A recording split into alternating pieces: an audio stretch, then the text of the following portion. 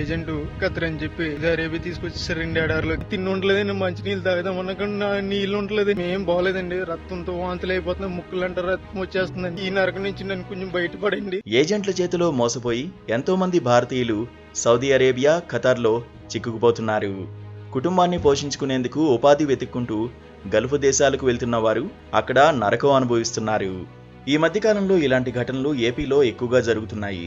తాజాగా సౌదీ అరేబియాలో దుర్భర జీవితం గడుపుతున్న అంబేద్కర్ కోనసీమ జిల్లా ఇసుకపూడికి చెందిన వీరేంద్ర ఓ వీడియోను రిలీజ్ చేశాడు.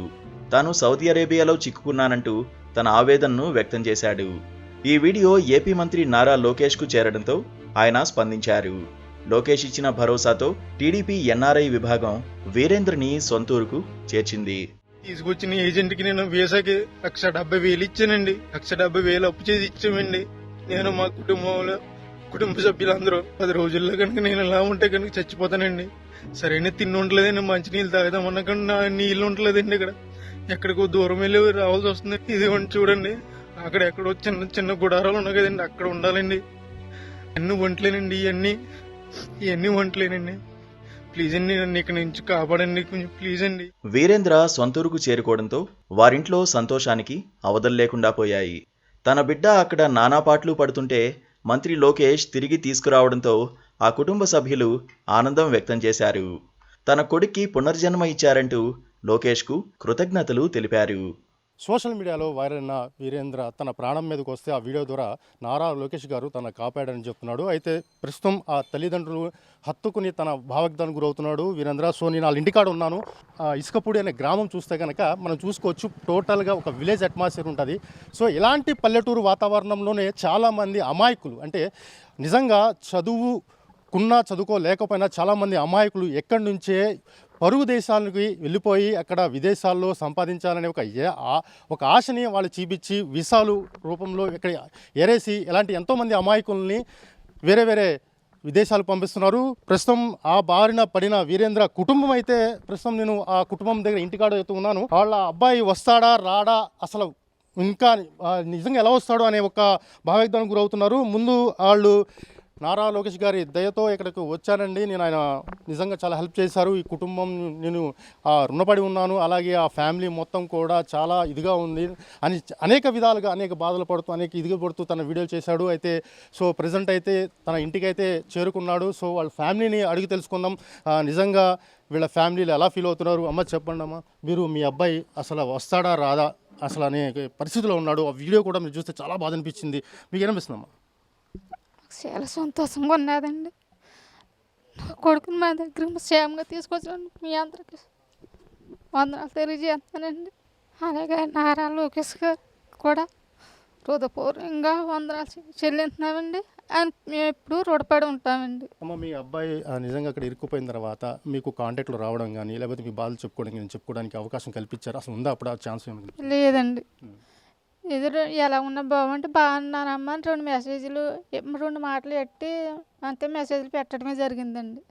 ఇంకా దాని మిక్కిలి ఇంకేమీ మాట్లాడి కూడా లేదండి. అబ్బాయికి ఆ మెసేజ్లు కూడా 3,500 పెట్టి రీసెర్చ్ చేయించండి. ఆ మెసేజ్లు పెట్టడము వాళ్ళ తమ్ముడితోని వాళ్ళ మామయ్యతోటి ఇద్దరితోటే మాట్లాడేవాడు అంటండి. ఇలా ఉన్నది పరిస్థితి అని వాళ్ళకి చెప్తే వాళ్ళు మా చిన్న అబ్బాయి కానీ మా తమ్ముడు కానీ అసలు మాకు ఏమి చెప్పేవారు కాదండి. వాళ్ళ అలా నలిగిపోయేవారండి. ఈ వీడియో చేసి చంపాక మాకు తెలిసిందండి. అంతవరకు అయితే బాగానే ఉన్నాడు, నా కూడా బాగానే చేసుకుంటున్నాడు అనుకున్నాం కదా, ఇంత ఇబ్బందులు పడుతున్నాడని మేము అనుకోలేదు. సరే అమ్మ, ఇప్పుడు బాధపడకండి. మీ అబ్బాయి అయితే మీ దగ్గరికి వచ్చేసాడు. ఇప్పుడు మీరు కొంచెం సంతోషంగా ఉన్నారా? చాలా సంతోషంగా ఉన్నానండి. మరి మీ అబ్బాయి రావడానికి ముఖ్య కారణం మరి నారా లోకేష్ గారు కూడా చాలా ప్రయత్నించారు. ఎందుకంటే ఆ అబ్బాయి ఇరుక్కుపోతే ఆ వీడియో పంపించడం, అలాగే ఆయన తీసుకురావడం వల్ల మీరు ఎలా కొంచెం చెప్పుకుంటారు? ఎలా చెప్పుకోవాలో మాకు తెలియదండి. కానీ ఆయనకైతే మాత్రం మేము రుణపడి ఉంటామండి ఎప్పుడూ. చాలా థ్యాంక్స్ అండి ఆయనకి. చూసారుగా ఒక తల్లి ఆవేదన అయితే మనం చూస్తున్నాం. నిజంగా ఒక కొడుకు ఎక్కడి నుంచి వెళ్ళి ₹1 సంపాదించి మమ్మల్ని ఈ కుటుంబాన్ని పోషిస్తాడు అని ఒక ఆశతో ఒక అబ్బాయిని ఎక్కడి నుంచి లక్షల రూపాయలు వీసా రూపంలో డబ్బులు కట్టి అక్కడ అబ్బాయిని పంపించడం జరిగింది. సో తండ్రి కూడా కుటుంబానికి ఓ పోషణ మనకి ఇస్తాడు, ఒక ధైర్యంతో ఉన్న కొడుకు అయితే అక్కడ వెళ్ళి ఇబ్బందులు పడుతున్నాడంటే ఆయన మాటలు ఒక్కసారి విందాం. చెప్పండి అమ్మా, అసలు మీరు ఎలా ఫీల్ అవుతున్నారు? ఆయన వచ్చారు కదా ఇప్పుడు మీరు అబ్బాయి పంపించారు కదా, అసలు మీరు ఫస్ట్ నిర్ణయం తీసుకున్నారా? అంటే వెళ్తాము డాడీ అంటే వెళ్ళు బాబు అయితేనే అని ప్రోత్సాహం చేసామండి.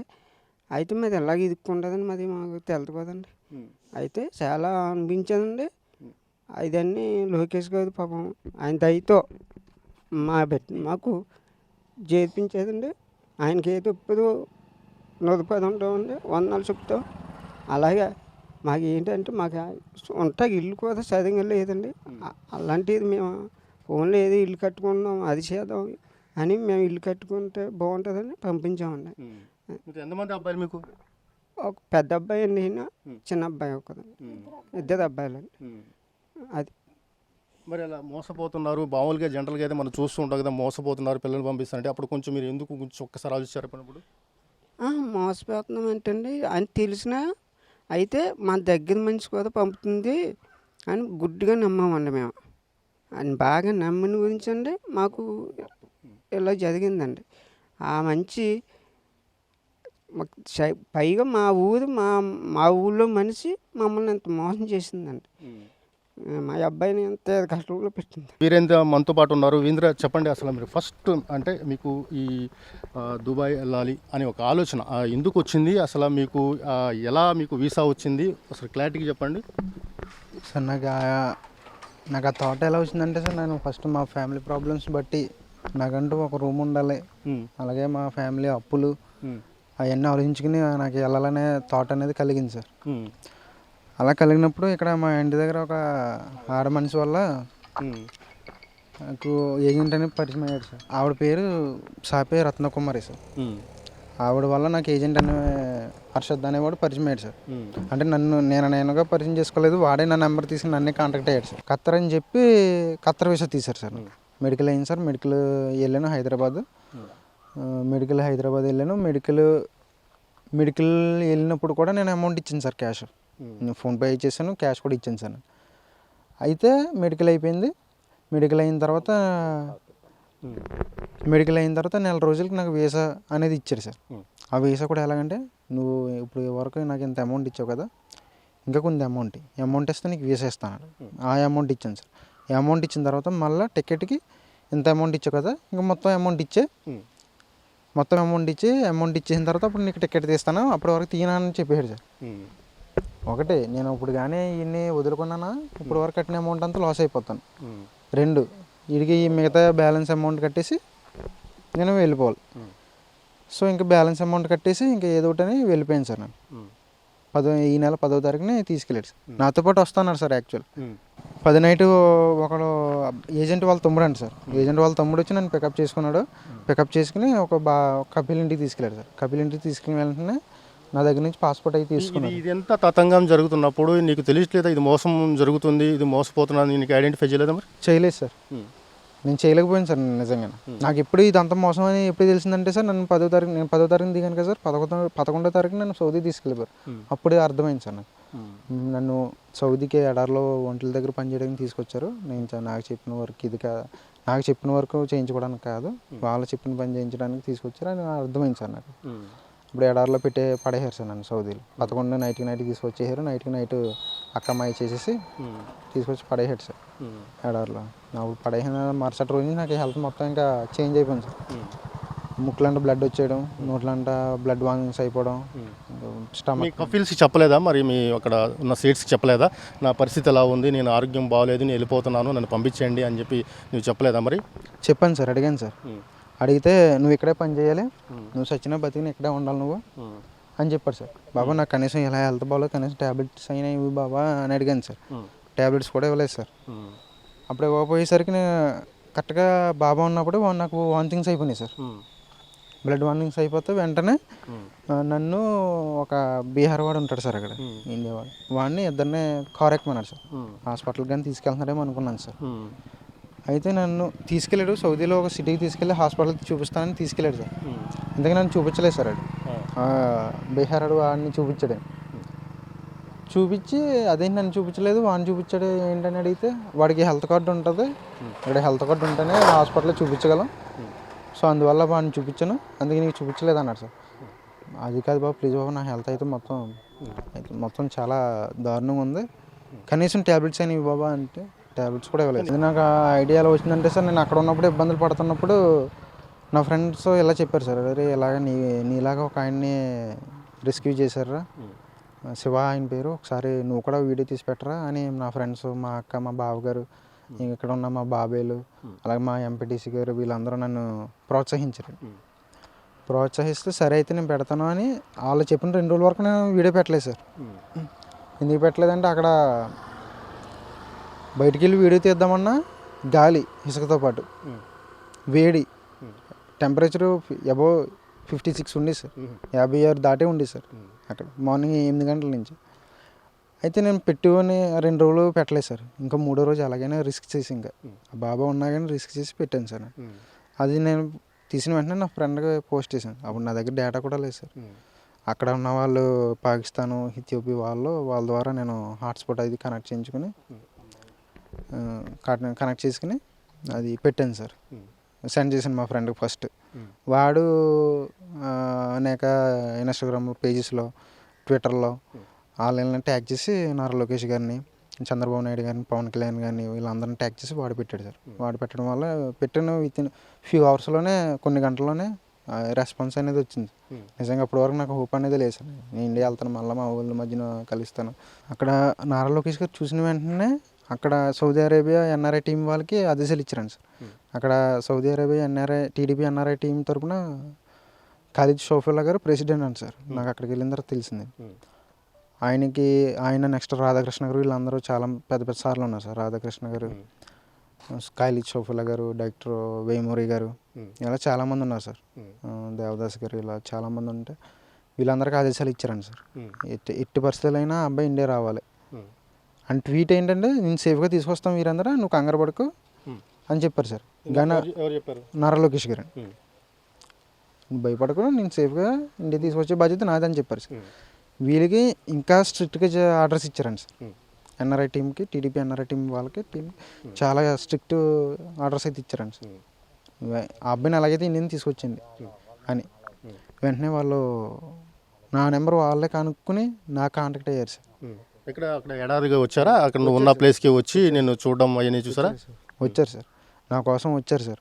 బాబా దగ్గర పాస్పోర్ట్ తీసుకుందామని వచ్చారు సార్. కానీ ఆ టైంలో బాబా లేట్ సార్. వచ్చిందే కాకుండా నా కోసం 3-4 గంటలు వెయిట్ చేశారు సార్ అక్కడ ఎడారిలోనే. నేనున్న ఎండలోనే వెయిట్ చేశారు సార్. టీం అంతా 3 వచ్చారు సార్. ఒక సౌదీ, 2 టీం సార్. కార్ వేసి వచ్చేసారు సార్ ఎడారిలోకి. అసలే ఎక్స్పెక్ట్ చేయలేదు సార్ అది. నేను నా కోసం ఎడారిలో నుంచి వస్తారని అసలే ఎక్స్పెక్ట్ చేయలేదు, కానీ వచ్చారు సార్. నిజంగా లోకేష్ గారు అయితే నేను చాలా రుణపడి ఉంటాను సార్ ఆ విషయంలో. ఆయనకి, నా కుటుంబం మొత్తం, నేను నా కుటుంబం, మా వాళ్ళందరూ రుణపడి ఉంటాను సార్ లోకేష్ గారికి. అది నాకు నిజంగా పునర్జన్మని ఇచ్చారండి లోకేష్ గారు. ఈ జన్మకైతే మర్చిపోలేను సార్ అది. బతికితే 2 సంవత్సరాలు చేసుకుని బతికి వెళ్ళాలి, లేదా అక్కడే ఇంక చచ్చిపోవాలి ఈ 2 సంవత్సరాల్లో. నాకు 2 తిరుగుతుంది సార్, చూడడానికి ఏ దారి లేదండి. మా నాన్నగారు, మా అమ్మగారు కానీ ఎవరికి చెప్పలేదు సార్. నేను వాళ్ళు కొంచెం టెన్షన్ పడతారు కదని ఇక్కడ మా బాబాయ్, మా చిన్నాన్నగారు వాళ్ళకి, మా మమ్మీకి, మా తమ్ముడికి, మా అక్కకి, మా బావగారికి, నా ఫ్రెండ్స్కి, వాళ్ళకి మాత్రమే చెప్పాను. వాళ్ళకి కూడా ఇలా చెప్పకుండా ఇంట్లో అమ్మకి కానీ డాడీకి కానీ చెప్పకుండా అని మళ్ళీ చెప్పడం జరిగింది సార్. వీళ్ళు కపిల్కి ఫోన్ చేయడం సార్. తర్వాత వీళ్ళు ఇండియన్ ఎంబసీకి ఫోన్ చేసి, ఇండియన్ ఎంబసీ నుంచి మళ్ళీ కపిల్కి ఫోన్ చేయడం సార్. మొత్తం మీద కపిల్కి ప్రెజర్ అనేది పెట్టారు సార్. ప్రెజర్ అనేది పెడితే సరే నేను వదులుతాను, నాకు వీడి మీద ఎంత డబ్బు ఖర్చు పెట్టాను, ఎంత అమౌంట్ ఖర్చు పెట్టాను, ఆ అమౌంట్ నాకు ఇచ్చేస్తే నేను వదిలేస్తానని చెప్పాడు సార్. దానికి కూడా వీళ్ళు రెడీ అన్నారు సార్. అమౌంట్ అంతా లోకేష్ ఎన్ఆర్ఐ టీమే ఖర్చు పెట్టారు సార్. లోకేష్ గారు ఎన్ఆర్ఐ టీం వాళ్ళే ఖర్చు పెట్టారు సార్. సార్లు అక్కడ కరెన్సీ అయితే 5,000 రియల్స్ అంట సార్. మన ఇండియన్ కరెన్సీ అయితే 1,20,000 అంట సార్. ఆ అమౌంట్ కూడా వాళ్ళు ఇచ్చారు సార్. లోకేష్ గారు వాళ్ళ టీమే ఇచ్చారు సార్, ఎన్ఆర్ఐ టీం. ఆ డబ్బులు ఇస్తేనే అప్పుడు నాకు పాస్పోర్ట్ అనేది, అక్కమ్ అనేది ఇచ్చాడు సార్. అప్పుడు వాళ్ళు తీసుకుని నన్ను వాళ్ళ హ్యాండ్ ఓవర్ చేసుకుని అప్పటికప్పుడు టికెట్ తీసి నన్ను ఇండియా పంపించారు సార్. అలాగే మనం వారిని కృతజ్ఞతలు తెలుపుకోవడం కోసం నారా లోకేష్ కలవడం జరిగిందా? నువ్వు వెళ్ళే ప్రయత్నం ఏది చేసావా, లేకపోతే అలా ఉండిపోయింది ఇంకా నువ్వు కలవాలని? లేదు సార్, కలవాలి సార్, నన్ను కలిసే అవకాశం మీరే కల్పించాలి సార్ నాకు ఎలాగైనా. ట్రై ప్రస్తుతం చేశారా మీరు? నేను ట్రై చేశాను సార్. ఆయన అసెంబ్లీ మీటింగ్స్లోనే ఎక్కడో బిజీగా ఉన్నారని సార్. ఇప్పుడు ఆగస్ట్ 4th ఎప్పుడో ఫ్రీ అవుతారని సార్. సార్ చాలామంది చాలా రకాలుగా హెల్ప్ చేశారు సార్. ముందు నారా లోకేష్ గారికి సార్, నారా లోకేష్ గారి తర్వాత మా ఊరు నుంచి మా ఎంపీటీసీ గారు కానీ, మా ప్రెసిడెంట్ గారు కానీ, మా బాబాయ్లు కానీ, నా కుటుంబం కానీ, మా చిన్నాన్నలు, మా మామీలు, మా తమ్ముళ్ళు మొత్తం చాలామంది హెల్ప్ చేశారు సార్. నిజంగా నాకు వాళ్ళందరూ హెల్ప్ చేయడం వల్ల దేవునికి ప్రార్థించడం వల్ల మేము వచ్చింది సార్ ఇక్కడ. మరీ ముఖ్యంగా నారా లోకేష్ గారు సార్, మరీ ముఖ్యంగా నారా లోకేష్ గారు సార్. నారా లోకేష్ గారు, అలాగే మీడియా సార్. ఎవరన్నా బయటికి వెళ్ళాలి, వర్క్ ఏంటో తెలియకుండా ఏజెంట్లు నమ్మి వెళ్ళే వారికి అయితే సార్ నన్ను ఎగ్జాంపుల్గా తీసుకోమంటున్నాను సార్. నన్ను ఉదాహరణగా తీసుకుని వాళ్ళు తర్వాత ఏమైనా చేయాలనుకుంటే చేయవచ్చు అని నేను కోరుకుంటున్నాను సార్. నెక్స్ట్ ఏంటంటే సార్, ఇప్పుడు ఏజెంట్ మీద కేసు అనేది పెడతాం సార్. ఎందుకంటే వాడికి 1,70,000 అమౌంట్ ఇచ్చాం సార్. అది కూడా అప్పు చేసి ఇచ్చాం సార్. మా పేరెంట్స్, నా తల్లిదండ్రులు అప్పు చేసి ఇచ్చారు సార్. ఇప్పుడు అది ఎంత ప్రెషర్ ఉంటుందో అది ఊహించుకుంటే చాలా భయంకరంగా ఉంది సార్. అది ఇప్పుడు ఆ అమౌంట్ కోసమైనా నేను వాడి మీద కేసు పెట్టాలి సార్. నేను నారా లోకేష్ గారిని ఒకటే కోరుకున్నాను సార్, చిన్నది ఏమైనా ఉద్యోగం నాకు కల్పించారంటే సార్, ఆ ఉద్యోగం చేసుకుంటే నేను ఎప్పు అనేది తీర్చుకుంటాను సార్. ఇప్పుడు ఆ ఏజెంట్ కూడా ఎక్కడ ఉన్నాడో కూడా తెలియదు సార్ మాకు. ఎవరు హైదరాబాద్ ఓల్డ్ సిటీ అంట సార్ వాడి. ఇప్పుడు మీకు ఫ్యామిలీ ఉంది కదా, ఇప్పుడు ఇంటికి రాగానే మీ ఫ్యామిలీ ఎలా ఫీల్ అవుతున్నారు మీరు? నిజంగా చాలా హ్యాపీ ఫీల్ అవ్వారు సార్. నిజంగానే మళ్ళీ నేను వస్తానని వాళ్ళకే అంటే వస్తాడో అన్న నమ్మకం అయితే కొంచెం ఉంది సార్, అంతే. అన్న నమ్మకం అయితే లేదు సార్. నారా లోకేష్ గారి వల్లే మొత్తం అంతా సార్. ఒక మాటలో చెప్పాలంటే నారా లోకేష్ గారు సార్. నా కుటుంబం అంతా హ్యాపీగా ఉంటుందంటే నారా లోకేష్ గారు సార్. Okay, right. చూసారు కదా వీరేంద్ర మాటలు. అయితే నిజంగా చెప్తున్నా, నారా లోకేష్ గారు లేకపోతే ఈ పరిస్థితి నేను ఇంటికి కూడా వచ్చేవాడు కాదని చెప్తున్నారు. క్లియర్ కట్గా ₹1 సంపాదించి ఒక కుటుంబాన్ని పోషించుకోవాలని చెప్పి ఒక ఆశతో వెళ్ళాడు. సో ఏజెంట్ రూపంలో మోసపోయి పరిస్థితి కనిపిస్తుంది. గల్ఫ్లో కానీ అంటే దుబాయ్లో కానీ ఇలా చాలామంది తప్పుడు వీసాలు తీసుకొని అనేక నరకాన్ని అనిపిస్తున్నారు. ఇప్పటికే నారా లోకేష్ గారు ఈయనే కాదు, ఇంకా 2-3 కూడా కాపాడిన పరిస్థితి కనిపిస్తుంది. ఎవరు నేను ఇంటికి రావడం అంటే కనుక ఒక్క నారా లోకేష్ గారు. ఆయన నేను కంపల్సరీ కలుస్తాను, ఆయన కలిసి ఆయన నేను రుణం తీసుకుంటాను నిజంగా చెప్పి చాలా ఆనందంగా చెప్తున్నాడు. నిజంగా వాళ్ళ ఫ్యామిలీ కొడుకు రాగానే చాలా ఆశలు ఉన్నాయి. అసలు రాడు అనుకున్న పరిస్థితిలో అబ్బాయి ఇంటికి రాగానే వాళ్ళు కూడా ఆనందం వ్యక్తం చేస్తున్నారు. ఏదైనప్పటికీ కూడా కొంచెం అవగాహన తెచ్చుకొని ఈ వీసాలు ఏదైతే ఉన్నాయో క్షుణ్ణంగా చదువుకుని మరీ వెళ్లాల్సిన పరిస్థితి కనిపిస్తుంది. వీరేంద్ర సేఫ్గా ఇంటికైతే వచ్చాడు. కెమెరామెన్ మహితో ఆది.